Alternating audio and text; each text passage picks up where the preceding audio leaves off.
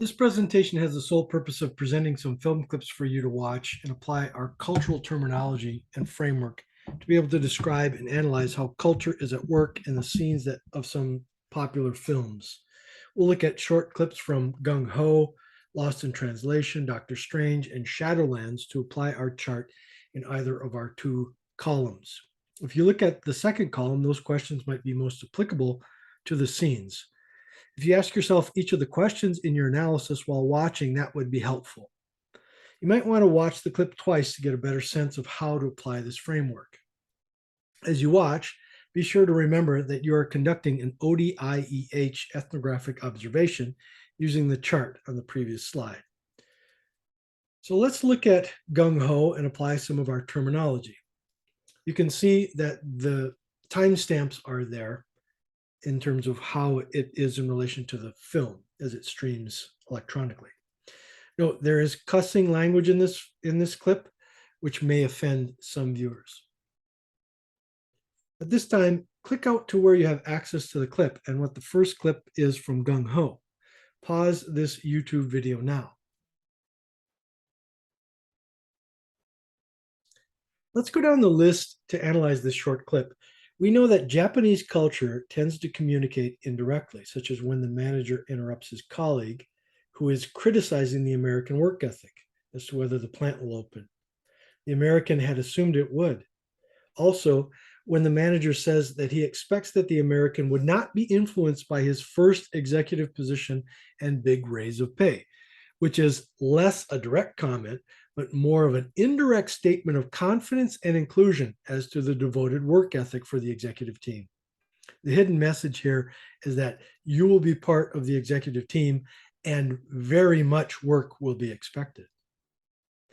Individualism of the American is demonstrated by his sitting on one side of the table, expressing his memory also of meeting the manager in Japan. This was not in the scene, but from previous. This memory of the meeting causes loss of face of the manager, as they had met when the manager was being trained for failing managers. The Japanese colleague in this scene is very culturally inappropriate in calling attention to this, as Japan is a collective culture. You see the collective nature of the culture as they collectively demonstrated in their group decision regarding the watertight nature of frogs' rears. Both American and Japanese cultures are quite devoted to activity and are very much doing cultures. However, devotion to the work and to the team is much more expected of the Japanese in group. And being in harmony at work by saving face. Face is a sense of self that should not be embarrassed. And when you're embarrassed, you lose face.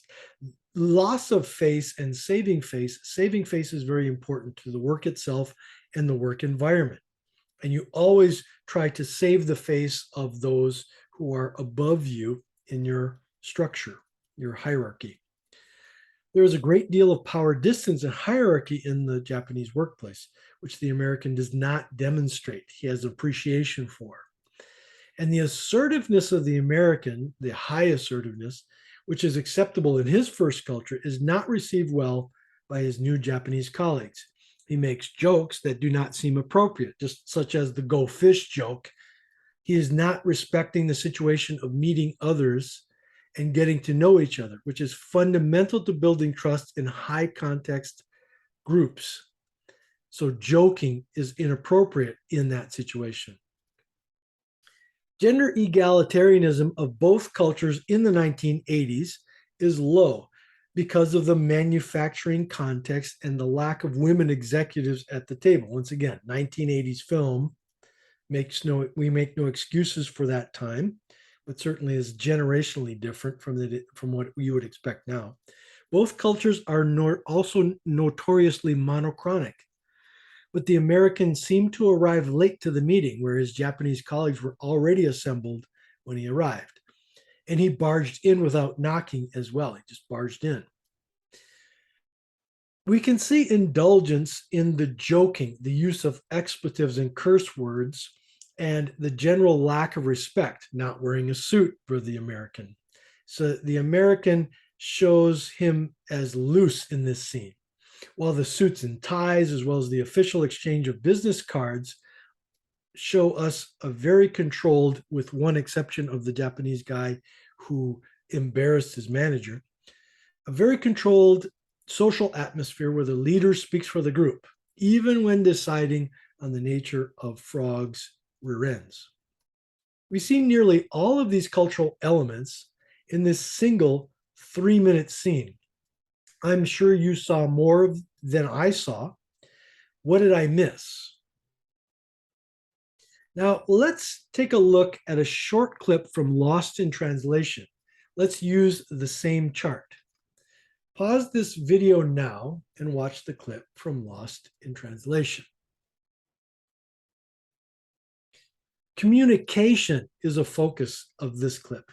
We see that the Japanese language perhaps uses more words in a much more indirect way that translates into English very simply and directly.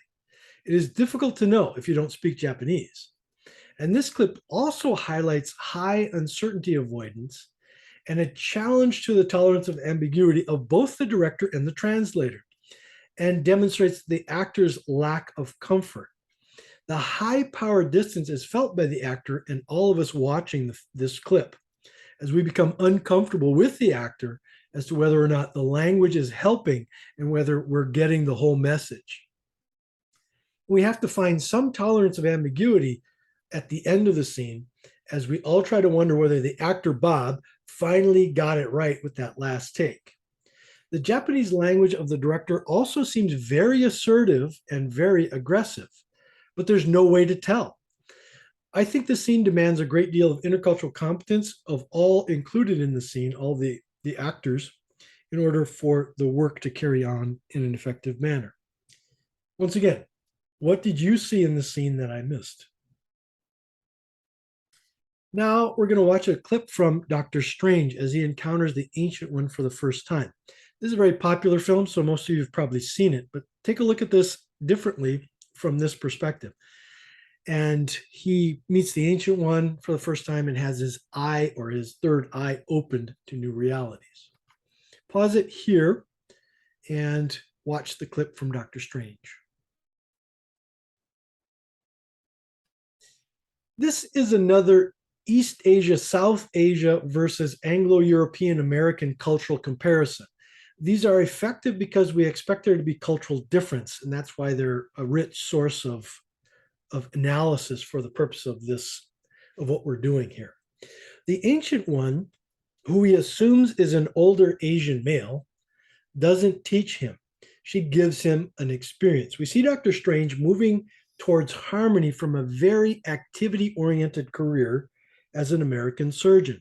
His tolerance of ambiguity is very low at this point, given his own preconceived notions and sense of self as an individual with authority.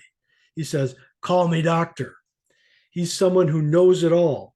Well, the Ancient One serves him tea and teaches him about the spirit's role in healing in a very low, assertive way, although at one point she simply takes control of the whole situation. For Doctor Strange, there is a low gender egalitarianism. We see this. Well, it appears that the Kamar-Taj group is high gender egalitarian, given the Ancient One's role from time immemorial. Dr. Strange's tight, restrained approach to seeing the world is broadened by the broader sense given by the Ancient One through the experiences of the separation from his astral form and the opening of his third eye. The opening of a third eye might be similar to third culture. I don't know. Good question. But when she opens his third eye, she opens it to the depths of the universe that he has previously ignored. He's all about science. For Strange, time was previously also linear, but now he can maybe see it differently.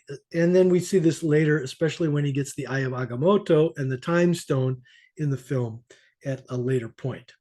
So if you've seen this film, you'll probably recognize that all of these dimensions of culture are at one point addressed. And Strange's intercultural growth comes with his experience of things he previously thought to be fictions. Let's look to a few longer scenes now to get a better sense of the applicability of our terminology to help us understand what is going on. It's a little bit more difficult.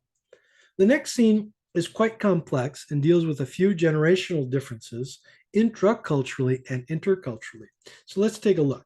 Also consider what level the different conflicts in this scene are occurring at. Are they intraculturally or interculturally, interpersonally?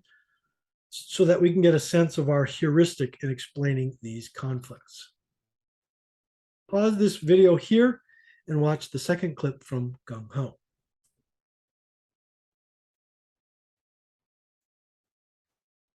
So, are white lies indirect communication? The meatloaf, which he didn't recognize as meatloaf, and the exchange with his host was interesting to watch. When they said dessert will wait, the women left because they need to discuss business. So that was indirect communication that the Japanese woman understood, but the American woman prefers to stay to be able to understand what's going on.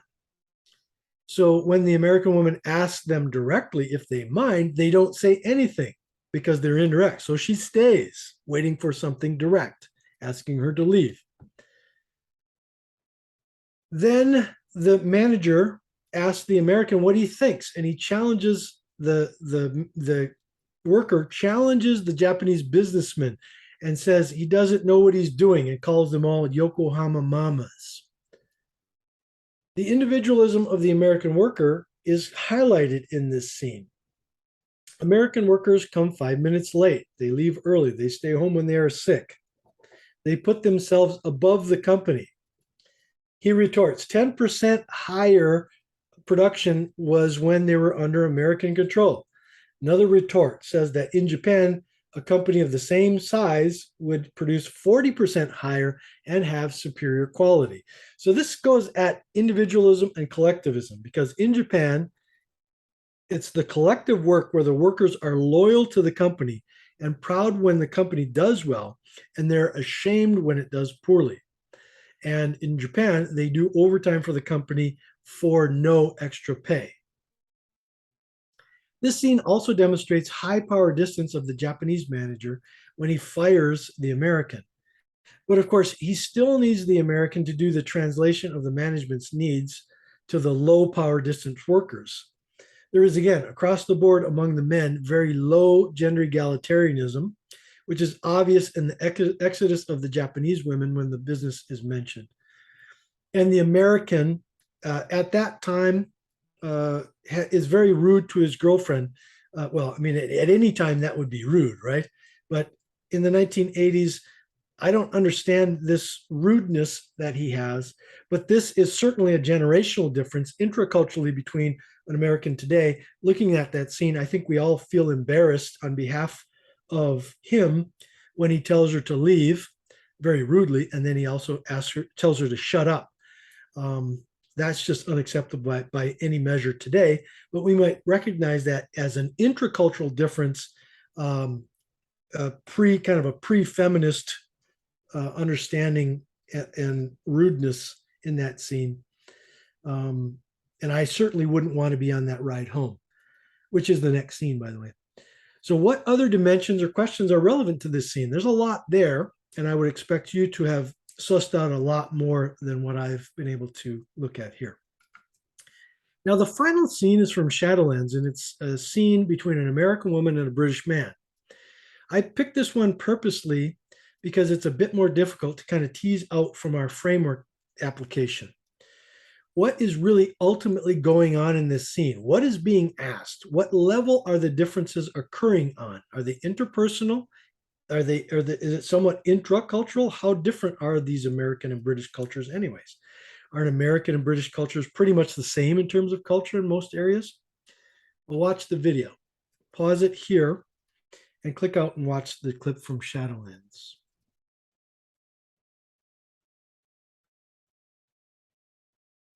Is this clip about intercultural communication or simply interpersonal communication between a man and a woman? Were you as surprised as Warney at the announcement of the marriage? Who is direct and who is being indirect in this scene? What about American versus British tolerance of ambiguity regarding the nature of friendship? What about assertiveness? How about gender egalitarianism? This scene was very complex, and in the context of the movie, which I highly recommend you watch to get a better sense of it, it reflects a lot of our dimensions, but very subtly. I chose the scene for the need to really to think about the interaction, what was said and what was not said, but yet what the subtext was all along. Marriage. Indirect communication can be very difficult for people who find it very frustrating. If you're a direct person, indirect communication seems like it's passive aggressive manipulation. Those who use indirect communication, on the other hand, become very frustrated at having to say things directly since it's understood as obvious and is embarrassing to have to state directly.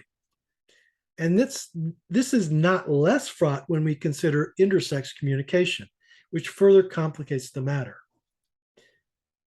This is it.